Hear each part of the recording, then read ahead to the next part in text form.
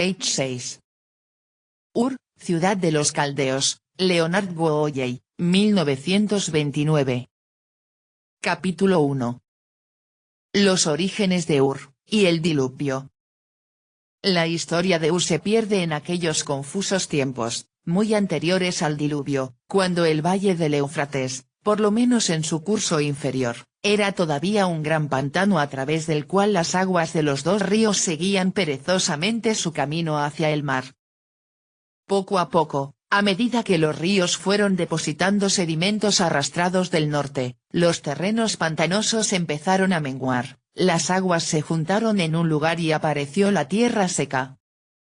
De las tierras altas de Arabia y de las regiones elevadas del Éufrates medio fueron bajando pobladores para ocupar aquellas islas que ofreciesen al hombre la oportunidad de vivir y cultivar las tierras, esas ricas tierras aluviales en las que, tan pronto como quedaban libres del agua, podía crecer la hierba que daba semillas, y el árbol frutal que daba frutos según su especie, con las semillas encerradas en su seno.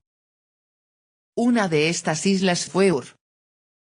Nuestras excavaciones no han sido todavía lo bastante profundas y solo han descubierto unas cuantas reliquias dispersas de los tiempos más remotos, pero en Al-Ubaid, a unos 6 kilómetros de Ur, hemos desenterrado parte de un poblado de aquella época primitiva. Aquí, una pequeña loma, que por fortuna nunca fue cubierta posteriormente con edificaciones, conservó los restos de chozas construidas de barro y zarzo o de un endeble armazón de tablas con esteras de juncos. Los pisos eran de barro apisonado y los hogares de barro o de ladrillo. Las puertas, de madera, giraban sobre goznes con los extremos insertados en quicios labrados en piedras. En las ruinas encontramos gran cantidad de objetos de alfarería fina hechos a mano y pintados, semejantes a los encontrados en los niveles inferiores de las excavaciones en Ur, lámina primera, utensilios caseros, más toscos, para cocinar y guardar alimentos, azadones y azuelas de piedra tallada y pulimentada, fragmentos de pedernal con dientes de sierra, laminillas de obsidiana importada y hoces hechas de arcilla muy cocida, lámina 1b. Todo ello testimonio de una cultura rudimentaria. Era evidente que estas gentes cultivaban la tierra y recogían su cosecha de grano, tenían ganado vacuno domesticado, ovejas y cabras pescaban en los pantanos, pues hemos encontrado anzuelos y modelos de barcos, y, a juzgar por los fragmentos de figuras de terracota pintada representando hombres y mujeres, se pintaban o tatuaban el cuerpo. Las pesas de piedra encontradas demuestran que se conocía el telar, de lo que se desprende que habían avanzado más allá de la etapa en que los hombres solo se cubrían con las pieles de animales, aunque por tradición estas vestiduras de pieles de oveja persistieron hasta épocas muy posteriores. Como lujo tenían cuentas recortadas de concha o toscamente talladas de cuarzo blanco transparente, cornalina y obsidiana. No hay nada que indique a qué raza pertenecieron estos primeros habitantes de Mesopotamia, cuyas reliquias se encuentran no solo en el delta meridional, sino también mucho más lejos hacia el norte y también hacia el oeste.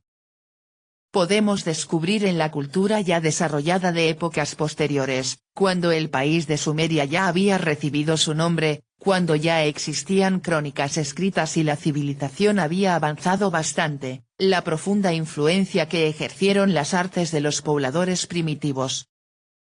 Pero, aunque esta relación sea indudable, no basta para justificar el que llamemos súmeros a estos primeros pobladores, como tampoco podemos afirmar que fueron los únicos creadores del arte súmero. Es más prudente reservar el nombre de súmero para el periodo posterior, cuando otros habían aportado también su contribución al progreso común de lo que había llegado a ser una raza híbrida, y referirnos a los primeros habitantes de este país como el pueblo de Al-Ubaid. La existencia del poblado de Al-Ubaid debió de ser relativamente breve. Ur, poblado semejante, aunque mucho mayor en tamaño, perduró mucho más. A medida que se iban desintegrando las frágiles chozas de barro, sobre cuyas ruinas se construían nuevas chozas, que a su vez se desmoronaban y volvían a ser reconstruidas, fue subiendo el nivel del suelo, como ahora ocurre en cualquier aldea contemporánea de construcciones de barro en el cercano Oriente, y lo que había sido una isla se convirtió poco a poco en una colina achatada. Se sucedieron las generaciones y la acrópolis de Ur fue elevándose cada vez más, conforme los desechos de las casas se apilaban en las calles y se descargaban fuera de las murallas. Y entonces vino el diluvio. Se acepta ya desde tiempo que la historia del diluvio, tal como se relata en el Génesis, está inspirada en la leyenda sumera. Las versiones escritas más antiguas que poseemos de esta leyenda datan de hace más de 2000 años antes de Cristo y son, por lo tanto, algunos siglos anteriores a Abraham, pero son muchas las autoridades que ponen en duda el que tanto una como otra estén basadas en hechos históricos.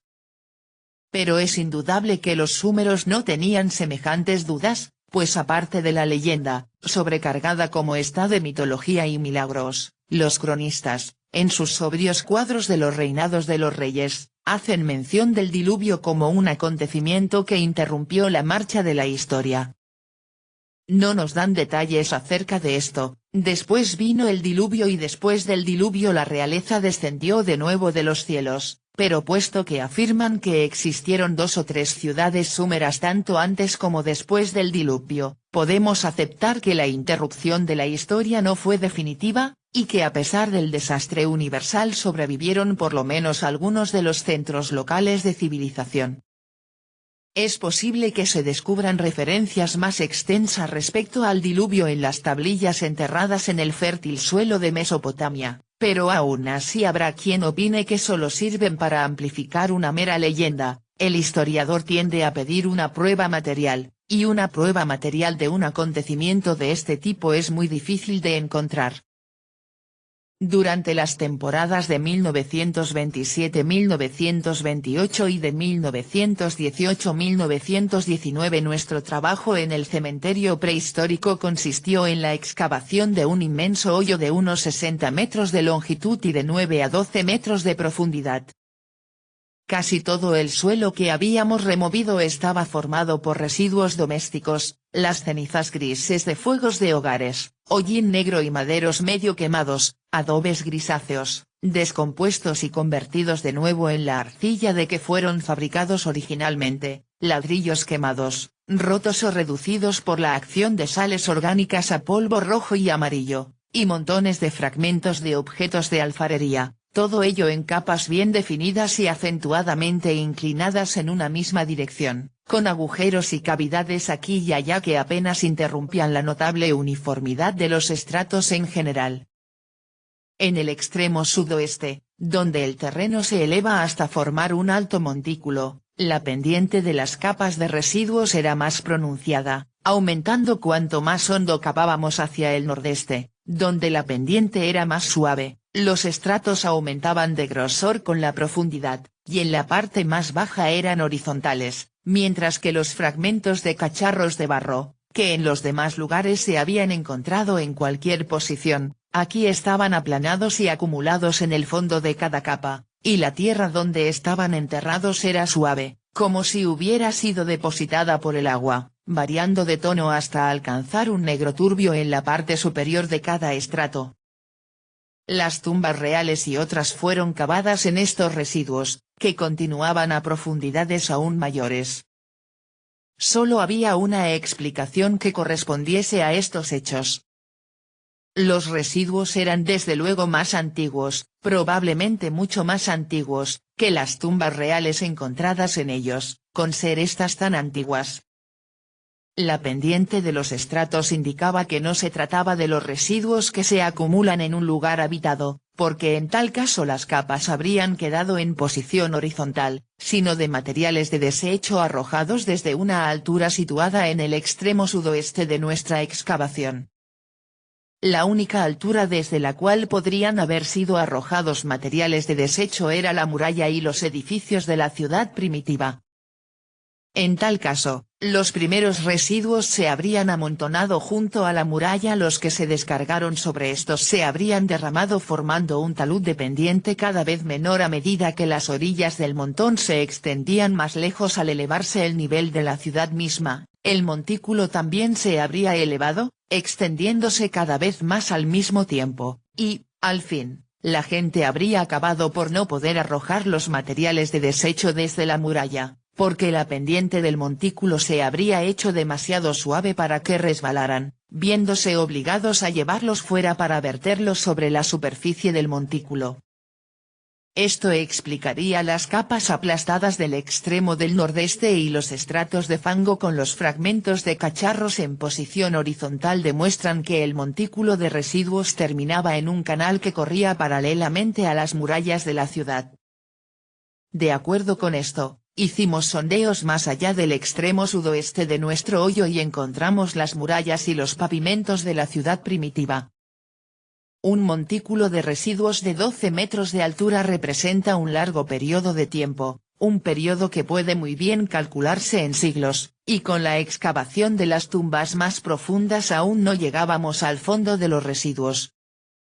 A principios de la primavera de 1929, con la esperanza de obtener testimonios cronológicos, empezamos a abrir pozos hasta más abajo del nivel de las tumbas más profundas. Casi inmediatamente se hicieron descubrimientos que confirmaron nuestras opiniones previas, si tal confirmación hubiera sido necesaria. Justamente debajo del piso de una de las tumbas reales, dentro de una capa de cenizas de madera quemada, se encontró un gran número de tablillas de arcilla en las que había, grabados, caracteres de un tipo mucho más arcaico que los de las inscripciones de las tumbas.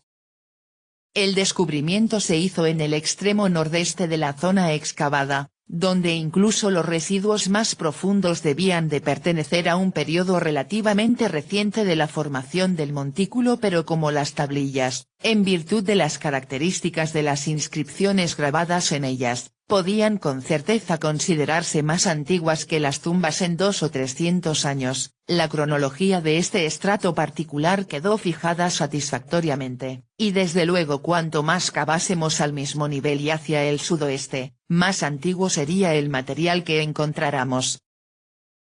Hubo un hecho que nos pareció de máxima importancia. Por mucho que profundizásemos en los residuos y por mucho que nuestro trabajo nos llevase a tiempos anteriores al de las tumbas reales, los objetos encontrados en estos residuos, tales como objetos de alfarería y cosas semejantes, eran exactamente iguales a los que se encontraban en las tumbas.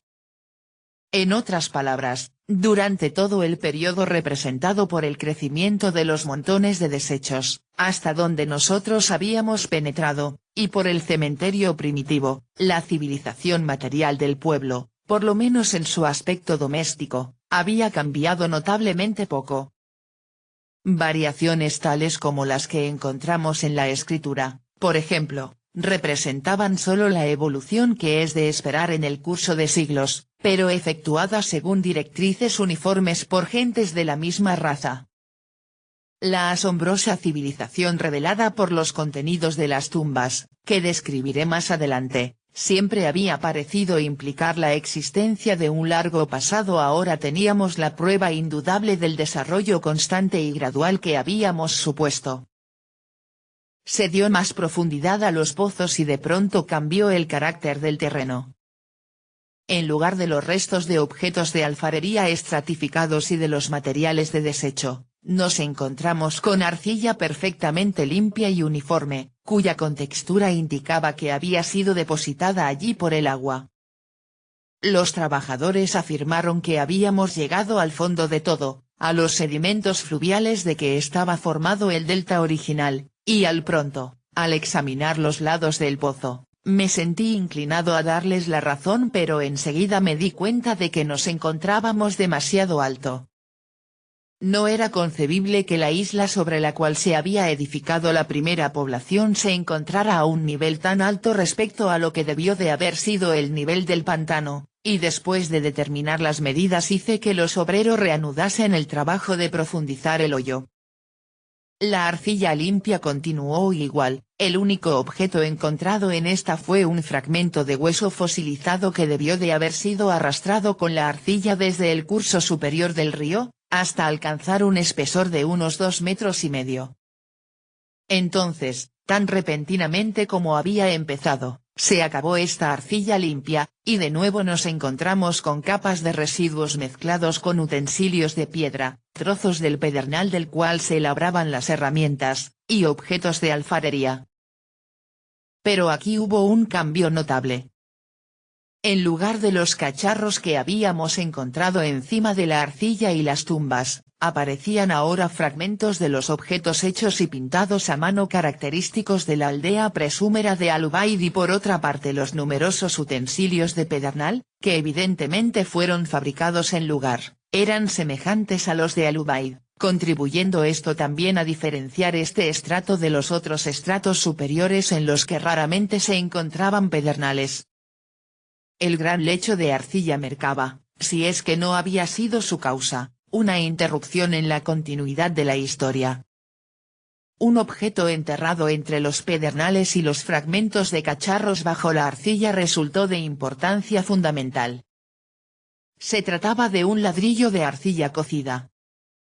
Las ruinas que habíamos excavado anteriormente en Ur abarcan un periodo de más de 2500 años, y en toda época en que la actividad constructiva haya sido grande el tipo de ladrillo empleado muestra alguna modificación. Cambian las medidas y las proporciones relativas de los ladrillos, a menudo se emplean arcillas diferentes, y por lo general es posible reconocer a primera vista la fecha de cualquier muro o ladrillo aislado, confirmándola casi siempre las medidas tomadas con el metro. Pero este ladrillo era diferente de todos los que hasta entonces habíamos visto. Era indudable que pertenecía a un periodo entonces desconocido para nosotros, y, en una forma inexplicable, daba la impresión de ser más antiguo que cualquiera de los ladrillos que habíamos visto antes, pero lo que quedaba definitivamente demostrado era que en esta época de mezcolanza de culturas Ur no era, como Al-Ubaid, una aldea de casuchas de barro y chozas de cañas, sino una ciudad con edificios permanentes sólidamente construidos, centro de un pueblo civilizado. Mucho antes de esto ya habíamos comprendido el significado de nuestro descubrimiento. El lecho de arcilla depositado por las aguas sobre la pendiente del montículo, que se extendía desde la ciudad hasta el arroyo o canal en el extremo nordeste, solo podía ser el resultado de una inundación. Ningún otro agente podía explicar esto. En la Baja Mesopotamia las inundaciones son frecuentes, pero ningún crecimiento ordinario de los ríos habría dejado tras sí un volumen semejante al de este banco de arcilla. 2,5 metros de sedimentos significan una profundidad del agua muy grande, y la inundación que los depositó debió de ser de una magnitud sin paralelo en la historia local. Que así fue lo demuestra el hecho de que el banco de arcilla marca una interrupción claramente definida en la continuidad de la cultura local. Sobre él falta toda una civilización que existió anteriormente y que al parecer fue sumergida por las aguas. Tomando en consideración todos los hechos, no cabía duda de que la inundación, de cuya existencia habíamos encontrado las únicas pruebas posibles, correspondía al diluvio de la historia y las leyendas sumeras, el diluvio en el que está basada la historia de Noé. Un pozo abierto a 275 metros hacia el noroeste nos reveló el mismo lecho de arcilla depositada por las aguas, y bajo este los mismos pedernales y cacharros de barro pintados del pueblo presúmero. El paso siguiente consistió en examinar la parte más alta del montículo de la antigua población, más arriba del nivel alcanzado por la arcilla depositada sobre las faldas al retroceder las aguas. El tiempo apremiaba y no era posible excavar más que una pequeña zona, y esta no hasta una profundidad en la que pudieran encontrarse restos culturales del tipo Al-Ubaid no mezclados con los de los habitantes posteriores. Pero descendiendo a través de niveles sucesivos de ocupación definidos por pisos de ladrillos o de barro apisonado descansando uno sobre el otro, y por las ruinas de los muros de las casas, pasamos bruscamente de estratos que contenían estos súmeros únicamente a otros en los que junto a estos se encontraban los familiares cacharros de arcilla pintados, los utensilios de pedernal y de obsidiana. Siguiendo cuesta abajo las capas inclinadas de los residuos nos fue posible probar que estos niveles mixtos en las ruinas de la población correspondían a las capas de residuos situadas bajo el banco de arcilla. Unos 5 metros más abajo de un pavimento de ladrillo al que podíamos asignar, con bastante certeza, una fecha correspondiente a una época no posterior a las tumbas reales, nos encontramos con las ruinas de la Ur que existió antes del diluvio. Eso en cuanto a los hechos. ¿Qué conclusiones nos es lícito derivar de ellos? El descubrimiento de la existencia de una inundación real que dio origen a las dos leyendas del diluvio, la súmera y la hebrea, no confirma desde luego ni un solo detalle de ninguna de ellas. Este diluvio fue universal, sino simplemente un desastre local restringido al valle inferior del Tigris y el Éufrates, que afecta a una superficie de unos 650 kilómetros de largo y 150 kilómetros de ancho más para los habitantes del valle. Esto era todo el universo. La devastación que causó fue inmensa. Una inundación lo bastante grande para dejar tras sí un banco de arcilla de 2,5 metros debió de ser de profundidad suficiente para sumergir todas las aldeas de chozas de barro esparcidas sobre la llanura del delta. Algunas de las ciudades, encaramadas en lo alto de sus montículos y protegidas por murallas, quizás subsistieran, pero la mayor parte de los habitantes de la región sin duda pereció. Según los anales súmeros, algunas de las ciudades debieron de sobrevivir, y aunque en ellos no se menciona Ur, esta fue indudablemente una de ellas. Pero, aunque quedó algo, fue poco y pobre. Cuando las aguas del diluvio descendieron, el fértil delta fue una vez más una tierra virtualmente vacía, lista para ser colonizada por cualquiera que quisiera apoderarse de ella. Atraída por su fertilidad, una nueva ola de emigrantes tomó posesión de la herencia del pueblo de Al-Ubaid, se mezcló con los sobrevivientes de la antigua raza y adoptó todos aquellos elementos de su cultura más apropiados a las condiciones de vida en el delta, al mismo tiempo que trajo consigo de su patria, allá en algún lugar del norte, nuevas artes y nuevas modas, en especial el uso de la rueda. Más tarde vendría otra raza que finalmente dominaría la región, esta vez, si podemos dar crédito a las leyendas, quizás de marinos del Golfo Pérsico, y de la unión de estos tres pueblos nació la raza súmera, cuyo arte y cuya civilización constituyen una de las glorias de la antigüedad. Página 12.